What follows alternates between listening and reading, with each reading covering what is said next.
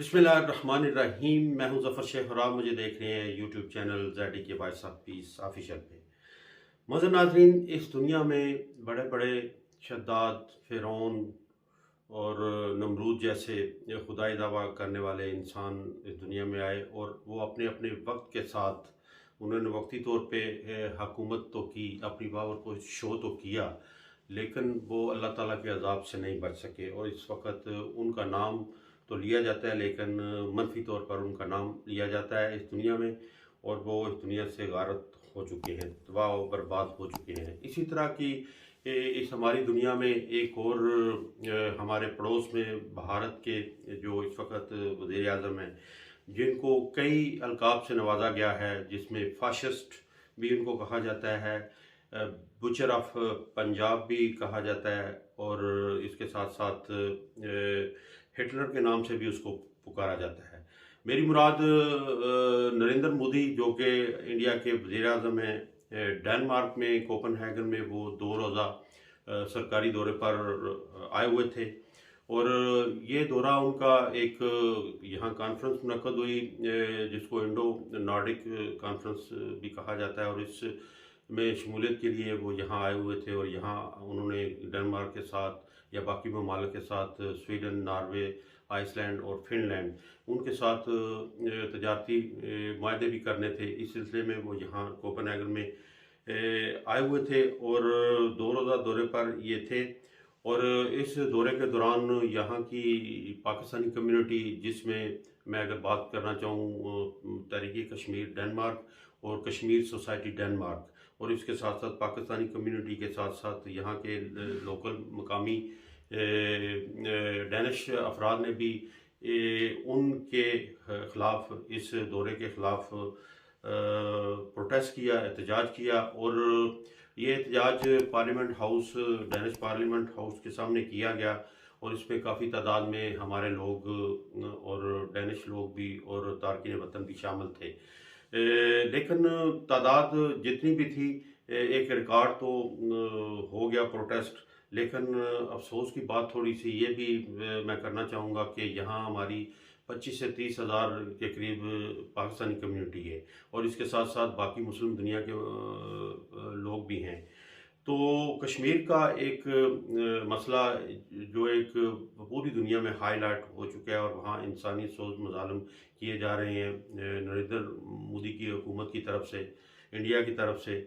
इंसानों को पर जुल्म किया जा रहा है, उनको बेदर्दी के साथ कत्ल किया जा रहा है, और ख़वातीन के साथ भी ज़्यादती की जा रही है, बच्चों के साथ, बुज़ुर्गों के साथ, पैलेट गन के साथ।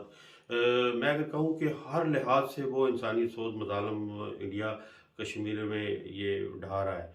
तो इसके लिए अक़वाम मुत्तहिदा या बाकी दुनिया इस पे आवाज़ क्यों नहीं उठा रही?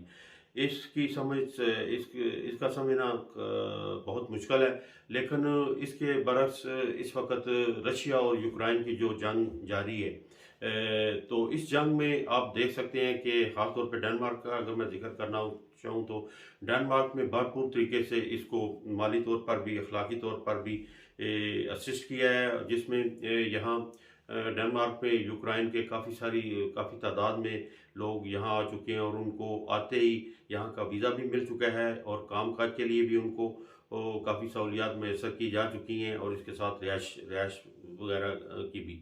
तो ये एक लिहाज से डबल मोराल है और दोहरा मयार है। ये ऐसा नहीं होना चाहिए, क्योंकि इंसानियत तो चाहे जहाँ कहीं भी है, जिस मज़हब से भी तल्लुक़ रखती है, इसके साथ जुल्म होना ये बहुत ज़्यादती है, और इस पर तमाम दुनिया को बशमूल डेनमार्क को भी आवाज़ उठानी चाहिए। लेकिन इस सिलसिले में नरेंद्र मोदी जब यहाँ आया, तो उसका इस्तकबाल यहाँ की मुस्लिम कम्युनिटी ने बुरे तरीके से तो किया। उसके ख़िलाफ़ काफ़ी नारेबाजी भी की गई और काफ़ी सारी बातें भी की गई। लेकिन डेनमार्क की हुकूमत को ये सोचना पड़ेगा कि इंडिया के साथ जो वो तजारती मुआहदे करने जा रही है, और जो इमदाद माली तौर पर इंडिया को मुहैया की जा रही है, इस इमदाद से, इस पैसे से वो इंडिया कश्मीर में जो जुल्म डाल रहा है, कश्मीर पर जो जुल्म बरबरीत का बाजार उसने गर्म कर रखा है, इसके हवाले से हमें भी सोचना पड़ेगा और डेनमार्क को भी सोचना पड़ेगा, बल्कि पूरी दुनिया को सोचना पड़ेगा। अक़वाम मुत्तहिदा में कश्मीर काज के लिए, कश्मीर के मसले के लिए काफ़ी सारी करारदाद भी पेश हो चुकी हैं, लेकिन इस वक्त अक़वाम मुत्तहिदा या बाकी दुनिया के ममालिक इस मसले को हल करने में नाकाम हो चुके हैं। इसके लिए मुस्लिम दुनिया, जो कि OIC की शक्ल में, अरब लीग की शक्ल में, या जितनी भी तंजीमात मुसलमानों के हवाले से पूरी दुनिया में काम कर रही हैं, उनको ये सोचना चाहिए, उनको ये ज़रूर समझना चाहिए कि मसला चाहे किसी भी मुल्क का हो, चाहे किसी भी मज़हब के इंसानों का हो, वो मसला एक बहुत मसला होता है। ज़िंदगी अल्लाह ताला की तरफ से हमें एक नेमत और बहुत बड़ा सिला मिला होता है, और इस नेमत को हमें अच्छे तरीके से गुजारना चाहिए। और अल्लाह ताला की तरफ से ये हमें ये हुक्म भी है कि इंसानियत की हमें कदर करनी चाहिए। और इस वक्त पूरी दुनिया में इस्लामोफोबिया या मुसलमानों के हवाले से जो रविश या जो रवायात शुरू हो चुकी हैं, वो कुछ काबिल तहसीन नहीं है। इसके लिए हमें सोचना पड़ेगा इनफरादी और इज्तिमाई तौर पर कि हम इनको किस तरीके से इन तमाम मसाइल को हल करने की कोशिश करें। डेनमार्क में इस वक्त ये सोचा जा रहा है कि रशिया से जो प्रोडक्ट्स या जो सहूलियात मादियात की सूरत में, गैस की सूरत में, या डीज़ल या पेट्रोल की सूरत में आ रही हैं, उनको ख़त्म करने का सोचा जा रहा है। तो इसके लिए रशिया ने अपनी लाज़मी बात है, अपनी इतने अमली तो तैयार कर रखी है कि उनको पता था कि इस जंग के असरात किस तरह से मरतब होंगे, किस तरह से असरअंदाज होंगे रशिया पर।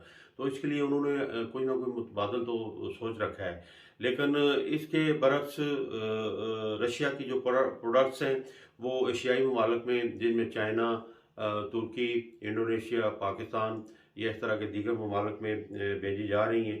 तो यूरोपियन ममालिक की जितनी भी प्रोडक्ट के हवाले से रशिया की तरफ से जो सहूलियात थी, उनमें काफ़ी हद तक कमी हो भी चुकी है, और काफ़ी सारी प्राइसेस में इजाफा भी हो चुका है, जिनमें डीज़ल, पेट्रोल और बाकी रोज़मर्रा इस्तेमाल की चीज़ें। लेकिन ये लगता ये है कि पूरी दुनिया इस जंग से मुतासर तो हो रही है, लेकिन हमें ये सोचना पड़ेगा कि इस जंग को ख़त्म करने के लिए या इस जंग के ख़ात्मे के लिए हमें क्या इनफरादी और इज्तिमाई तौर पर किरदार अदा करना पड़ेगा। तो मैं दोबारा आता हूँ नरेंद्र मोदी के दौरा डेनमार्क की तरफ। तो इस सिलसिले में यहाँ की जो दो बड़ी तंजीमात हैं, कश्मीर सोसाइटी डेनमार्क और तहरीक कश्मीर डेनमार्क ने इसमें भरपूर एहतजाज किया, और यहाँ के लोगों को ये बावर कराया कि इंडिया या नरेंद्र मोदी अपनी जालमाना पॉलिसियों की वजह से कश्मीरियों पर बहुत ज़्यादा जुल्म ढा रहा है। और हमें ये सोचना पड़ेगा कि इस तरह के मसाइल अगर किसी भी दुनिया के हिस्से में नमूदार होते हैं, तो वो बाकी दुनिया के लिए ये अच्छा शगुन नहीं होते। नरेंद्र मोदी का ये दौरा 2 रोज़ा दौरा था, और उसके बाद वो फ्रांस गए, और उसके बाद बाकी यूरोपियन ममालिक में भी जाएंगे। तो मैं ये उम्मीद करता हूँ कि जहाँ जहाँ भी वो जाएंगे, वहाँ उनका पाकिस्तानी कम्युनिटी या मुस्लिम कम्युनिटी उनका पीछा करेगी, और उनको ये ज़रूर महसूस करवाएगी और बावर करवाएगी कि जो इक़दामात वो कश्मीर में कर रहे हैं, वो इंसानियत के लिए बेहतर नहीं है, और इंडिया के लिए भी बेहतर नहीं है।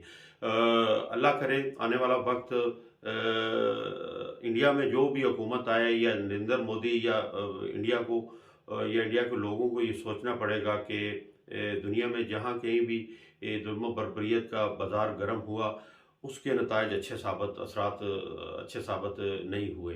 तो इंडिया को ये सोच लेना चाहिए कि वो उनकी जालमाना पॉलिसियों को तब्दील करने की कोशिश करें, और वो बाकी दुनिया के साथ और ख़ास तौर पे हम अपने हमसायों के साथ अच्छा सलूक करें। इसी तरह दुनिया का निज़ाम चल सकता है, और वो अपने लोगों के लिए भी खुशहाली ला सकते हैं। इस वक्त आप देख सकते हैं कि इंडिया में बहुत सारी आज़ादी की तहरीकें चल रही हैं, लेकिन इंडिया अपने ज़ोर बाजू से, अपनी जालमाना कार्रवाइयों से उन तहरीकों को कुचलने की कोशिश कर रहा है, जिसमें किसान तहरीक भी ये अभी बड़ी पिछले महीनों में बड़े ज़ोर शोर पर थी, और इसी तरह सिखों की तंजीम और इसी तरह बाकी आज़ादी की तहरीकें भी इस वक्त इस वीलाग में इनका जिक्र करना इतना मुनासिब नहीं है। लेकिन ओवरऑल ये अगर मैं कहना चाहूँ तो इस वक्त इंडिया अपनी ज़ालिमाना कार्रवाइयों से कश्मीर पर बहुत ज़्यादा जुल्म और बर्बरियत कर रहा है, और इसमें बच्चे, बूढ़े, ख़वातीन, बुज़ुर्ग ये तमाम लोग मुतासर हो रहे हैं।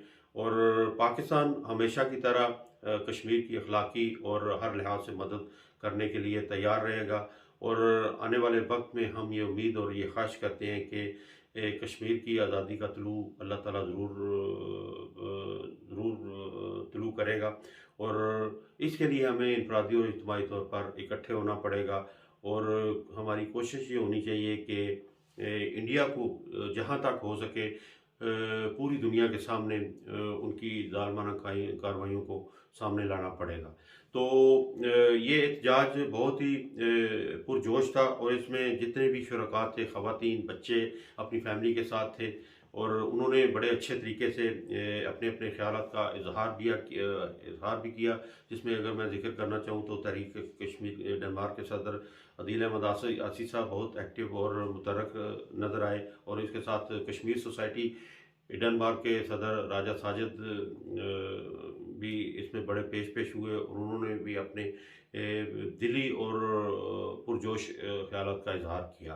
तो ये ZDK वॉइस ऑफ पीस के प्लेटफॉर्म से मैंने इसको कवर भी किया, और मेरी ये कोशिश रही कि इसमें जो भी बातें दुनिया को हम बताना चाहते हैं वो अच्छे तरीके से बताई जा सकें। तो उम्मीद करता हूँ कि इस वीलाग में जो भी बातें हुई ये आप मेरा वीलाग देखकर इस पर ज़रूर सोचेंगे, और कोशिश करेंगे कि इसमें अगर कोई मुस्बत पेशरफ्त हो सके तो उसमें अपना हिस्सा ज़रूर डालें। अब तक के लिए इतना ही।